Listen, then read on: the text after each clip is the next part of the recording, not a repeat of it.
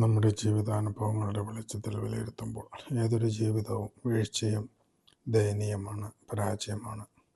ചിലരെയെല്ലാം പലരെയും അത് നിരാശയിലേക്ക്, അധപതനത്തിൻ്റെ പടുകുഴിയിലേക്ക് തള്ളിയിട്ടിട്ടുണ്ട്. ചിലർ ജീവൻ പോലും അവസാനിപ്പിച്ചിട്ടുമുണ്ട്. ജീവിതത്തെ മുന്നോട്ട് നയിക്കുന്നത് ഒരു ആന്തരിക ശക്തിയാണ്. അത് ചിലപ്പോൾ ഉള്ളിലെ സ്നേഹമാണ്. തന്നോട് തന്നെ അല്ലെങ്കിൽ കുടുംബാംഗങ്ങളോടുള്ള സ്നേഹം, അധികാരത്തോട്, പണത്തോട്. ചിലപ്പോൾ അതൊരു ഉത്തരവാദിത്തമാണ്. കുടുംബം നോക്കാനുള്ള, മക്കളെ വളർത്താനുള്ള, ഏതെങ്കിലും പൊസിഷനിൽ എത്തിച്ചേരാനുള്ള ആഗ്രഹമാണ്.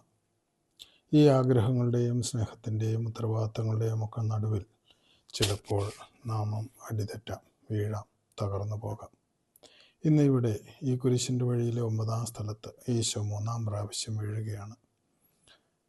അവിടുന്ന് തീരെ അശക്തനായി, സ്വയം എഴുന്നേൽക്കുവാൻ പോലും ശക്തിയില്ലാത്ത അവസ്ഥ.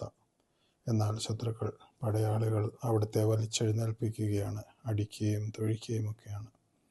കാരണം അവരെ നയിക്കുന്ന ചിന്ത എങ്ങനെയെങ്കിലും ഈശോയെ കാൽവരിയിൽ എത്തിച്ച് കുരിശിൽ തറയ്ക്കണമെന്നാണ്. താമസിക്കും തോറും അവരുടെ ക്ഷമ നശിക്കുകയാണ്. ഒപ്പം ഈശോ വഴിയിൽ വെച്ച് മരിച്ചു പോയേക്കുമെന്ന ചിന്തയും. എന്നാൽ ഈശോയെ നയിക്കുന്ന ശക്തി മാനവകുലത്തിൻ്റെ രക്ഷയായിരുന്നു. അതിനെ രക്ഷിക്കാൻ ആവശ്യമായ തൻ്റെ കുരിശുമരണമായിരുന്നു. അതിനാൽ ശാരീരികമായി തളർന്നെങ്കിലും മനുഷ്യരാശിയുള്ള സ്നേഹം അവിടുത്തെ മുൻപോട്ട് നയിക്കുകയാണ്. കാരണം അത് അവൻ സ്വയം ഏറ്റെടുത്തതാണ്. ഈ കുരിശ് യാത്ര, ഈ 3-ാം പ്രാവശ്യത്തെ വീഴ്ച വഴി കർത്താവ് നമുക്ക് നൽകുന്ന സന്ദേശം എന്താണ്? യഥാർത്ഥമായ സ്നേഹം, അടിയുറച്ച വിശ്വാസം, പ്രത്യാശ, ഇവയെല്ലാം എന്നും നിലനിൽക്കുന്നവയാണ്. അവയ്ക്ക് തളർച്ചയോ പരാജയമോ ഇല്ല. അതുകൊണ്ട് നാം നമ്മോട് തന്നെ ചോദിക്കുക, സഹനങ്ങളിൽ, പ്രശ്നങ്ങളിൽ എൻ്റെ പ്രത്യാശ നഷ്ടപ്പെടുന്നുണ്ടോ? വിശ്വാസം നിലനിർത്താൻ എനിക്ക് സാധിക്കുന്നുണ്ടോ? കൂരിരുട്ടിലും പ്രശ്നങ്ങളുടെ നടുവിലും ഞാൻ വിശ്വസിക്കുന്ന എൻ്റെ കർത്താവിനെ മുറുകെ പിടിക്കാൻ എനിക്ക് സാധിക്കുന്നുണ്ടോ? ഇവിടെയാണ് ജോബ് നമുക്ക് മാതൃകയാകുന്നത്.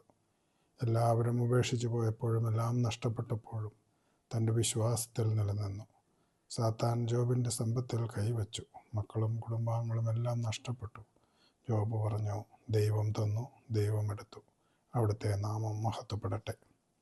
ഈ ഭാവം മാറി സ്വന്തം കാര്യത്തിലേക്ക് കിടക്കുമ്പോൾ ആണ് നാം പലപ്പോഴും വീഴുന്നത്.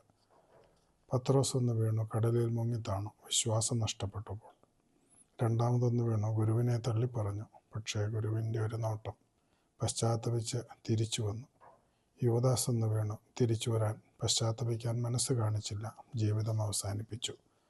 നിന്റെ ആത്മാവിന് പകരം എന്ത് കൊടുക്കുമെന്ന ചോദ്യം നിലനിൽക്കുന്നു. ഇന്ന് നാം 40-ാം വെള്ളി, നോമ്പിലെ ദുഃഖവെള്ളിക്ക് മുമ്പുള്ള അവസാനത്തെ വെള്ളിയാഴ്ചയാണ് ആഘോഷിക്കുക. നാം ഈ കുരിശിൻ്റെ വഴിയിലെ 9-ാം സ്ഥലത്തെപ്പറ്റി ചിന്തിക്കുമ്പോൾ നമ്മെ സംബന്ധിച്ചിടത്തോളം പൂർണ്ണമായൊരു തകർച്ചയാണത്. ഇനി എഴുന്നേൽക്കുവാൻ ശക്തിയില്ല. പാപത്തിൻ്റെ ശക്തികൾക്ക് മുമ്പിൽ നാം ഇതുപോലെ തകർന്ന രീതിയിൽ വീഴാതിരിക്കുവാനാണ് ഈശോ ഇവിടെ വീണ്ടും എഴുന്നേൽക്കുന്നത്. അത് ഉയർപ്പിലേക്കുള്ള എഴുന്നേൽപ്പാണ്.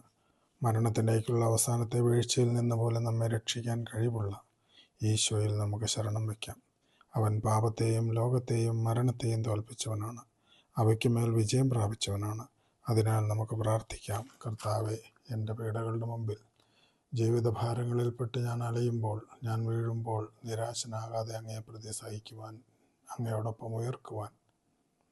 ആർക്കും വേല ചെയ്യാൻ പാടില്ലാത്ത ആ രാത്രികാലം, സ്വാർത്ഥതയിൽ നന്മ ചെയ്യാനുള്ള അവസരങ്ങൾ നഷ്ടപ്പെടുത്തുന്ന, വിശ്വാസവും മനസ്സും മരവിച്ച, കഠിനമാകുന്ന, നന്മകൾ ചെയ്യാൻ മടിക്കുന്ന അവസരങ്ങൾ എൻ്റെ ജീവിതത്തിൽ ഉണ്ടാകാതിരിക്കുവാൻ,